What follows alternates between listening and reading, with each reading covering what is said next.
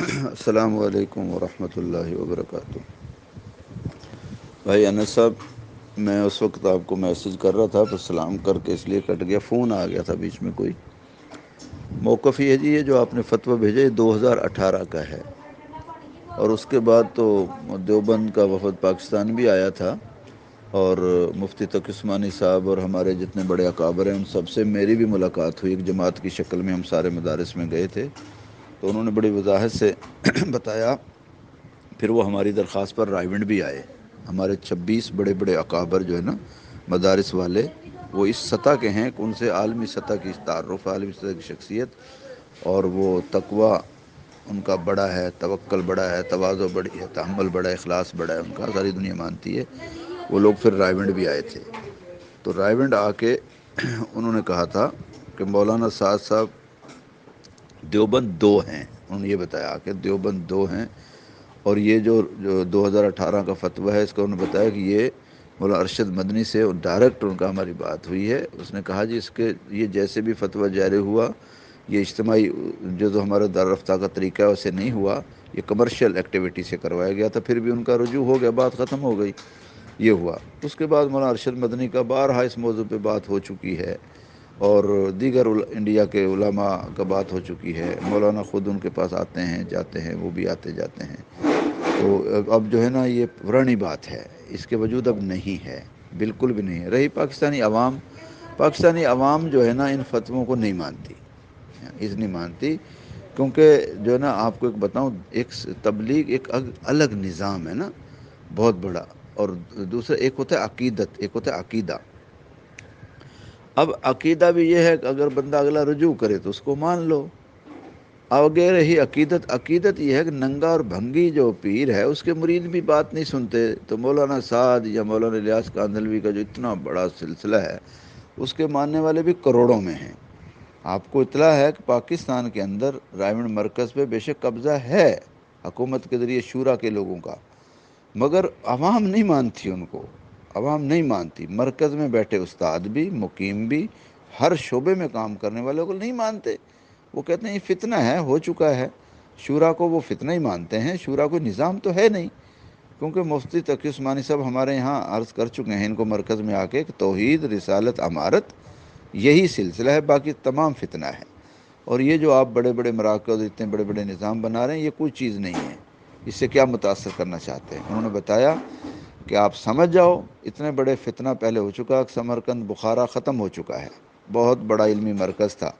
اور بغداد جو ہے نا 3 براعظم حکومت تھی عباسیوں کی، وہ ختم ہو گیا اختلاف کی وجہ سے، اور اختلاف صرف علماء کی وجہ سے ہوا، دنیا داروں کے اختلاف سے کچھ نہیں ہوا۔ دنیا داروں کے اختلاف سے صرف یہی ہوتا رہا، ایک بادشاہ کو مسلمان مارتے دوسرا اپنا لے آتے، اور علماء کا جب اختلاف ہوا تو بغداد بھی ختم، سمرقند بخارا ختم، اسپین بھی ختم، ترک بھی ختم۔ یہ علماء کا جو اختلاف ہے اس سے یہ ہوتا ہے۔ تو اب باقی یہاں پہ یہ اختلاف کہہ سکتے ہیں، باقی مولانا سعد کا پاکستانی عوام پہ دیوبند کا جو فتویٰ ہے، یہ کوئی دیکھیں لوگ نیٹ یوز نہیں کرتے، اخبار نہیں پڑھتے، ٹی وی نہیں دیکھتے، ایسے کروڑوں ہیں، بالخصوص تبلیغی جماعت میں لگے ہوئے لوگ ان چیزوں میں پیچھے رہتے ہیں۔ تو یہ سوشل میڈیا کے ذریعے اچھالا گیا تھا، مولانا سعد کے خلاف جو باتیں تھیں وہ ہر بندے تک ہے نہیں، اور جن تک جائے وہ سنتے نہیں،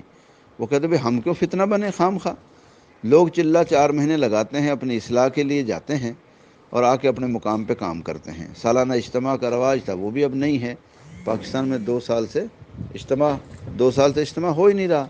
پاکستان میں۔ جب سے شورا کا انڈر آیا کام کا، تو حکومتی عمل دخل ہونے کی وجہ سے کام نہیں ہے، تربیت تو بالکل ہی نہیں ہو رہی۔ خروج کے زمانے میں جو لوگ جاتے ہیں وہ آج کل یہاں یہ بنا ہوا ہے کہ جہاں نظام الدین والے آئے ہو یا شورا والے آئے ہو، شورا والے آئے ہو لوگوں سے کہتے ہیں خاموش رہو، بس 6 نمبر میں بات کرو، فالتو نہیں کرنی۔ نظام الدین والے جاتے ہیں، وہ ان سے کہتے ہیں کہ بھئی ٹھیک ہے حضرت جی آنے چاہیے، اجتماعی ہونی چاہیے، پر یہ کہ آپ بات نہ کرو۔ عمومی مجمع بات کو نہیں لیتا ہے۔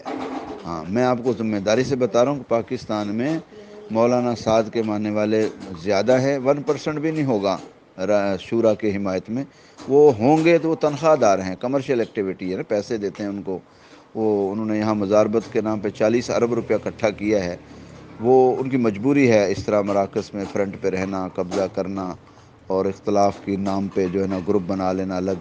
نہیں جو ہے نا، کیونکہ اگر وہ یہاں سے نکلیں تو حکومت ان کو پکڑ لے گی، کیونکہ 45 خرب روپیہ کو چھوٹا ہوتا ہے جو رائیونڈ کی مدرسے کی شاخوں کے ذریعے اکٹھا کیا گیا، اور وہی لوگ ممبر پہ آگے پیچھے ہیں۔ باقی کافی اختلاف ہے یہاں، نظام جو شورا والے ہیں ان میں شدید تر اختلاف ہے، آپس میں اختلاف ہے۔ مولوی فہیم کا گروپ الگ ہے، مولوی سہیل کا الگ ہے، مولوی طارق جمیل بالکل الگ تھلگ کر دیا اس کو، ابھی مولوی خورشید اور مولوی احمد بٹلہ الگ ہے، تو الگ ہیں۔ سرمایہ داروں کا الگ نظام ہے، مراکز پہ الگ الگ قابض ہیں سرمایہ دار، تو وہ ان کو لوگ نہیں لے رہے۔ وہ اس لیے کامیاب نہیں ہے کہ ان کو سرمایہ داروں کا کسی نے منہ دیکھنا ہے، وہ اپنی نماز پڑھیں، لوگ اپنی پڑھتے ہیں، تو اس لیے جو ہے نا یہاں پہ کوئی اثر نہیں ہے دیوبند کے مدرسے۔ اور یہ تو بہت پرانا فتویٰ ہے جو آپ نے بھیجا ہے، اس کے بعد تو مولانا ارشد مدنی صاحب کی، مولانا صاحب کی ملاقاتیں ہو چکی، اور کتنا اس پہ کام ہو چکا ہے۔ عربوں نے بھی کام کیا، یورپ والوں نے، افریقہ والوں نے اتحاد اتفاق کے لیے، پھر بعد میں ان کے رشتے کی بات بھی چلتی رہی ان کے چھوٹے بیٹے کے ادھر، اس کے بعد پھر وہ دلی میں انہوں نے کیا ہے رشتہ، مولانا عبدالرحیم صاحب کے بیٹی کی طرف نسبت طے ہوگی، وہ دونوں خاندان آپس میں رشتہ دار ہیں، اب یہ تینوں ہی رشتہ دار ہیں، تو اختلاف جو ہے نا نہیں ہے، اگر ہے بھی ہے تو یہاں اثر کوئی نہیں جس فتوے کا، بالکل بھی۔ تو باقی ہم یہ چاہتے ہیں اجتماعیت ہو جائے، مفاہمت ہو جائے، صلح ہو جائے، اور توحید رسالت امارت پر امت آ جائے، ادروائز جو ہے نا ہم سب مجرم ہوں گے۔ جو لوگ فتنے کو یا ایک دوسرے کی تائید کریں گے نا، ایسی تائید کریں گے کہ جس میں جو ہے نا شریعت کے اصولوں کے خلاف تائید نہیں ہو سکتی۔ باقی جماعت کو اجتماعیت کی ضرورت ہے، اس امت کو اجتماعیت کی ضرورت ہے، اور جو ہے نا یہ ہم اس طرح کا فالو اپ نہیں کریں کہ جو لوگ جو ہے نا اختلاف کو بڑھا رہے ہیں، جن کی وجہ سے امت کے جو ہے ٹکڑے ہو رہے ہیں۔ یہ خلافت ختم تھی، امارت قائم ہوئی 100 سال میں، امیر کوئی بھی ہو، امیر سارے کوئی بھی ہو، اس کو ماننا پڑے گا، امیر ہونا ضروری ہے۔ یہ ہاں یہ ہم مانتے ہیں۔ مولانا صاحب آج دنیا میں نہیں رہے، کل کون ہوگا؟ کل بھی تو کوئی امیر ہوگا نا جی، تو امیر ہونا ضروری ہے۔ تو یہاں پاکستان میں بس یہی بات چلتی ہے کہ جی جو ہے نا توحید رسالت امارت، باقی سب شرارت، یہی بات چلتی ہے۔ جزاک اللہ، دعاؤں کی درخواست۔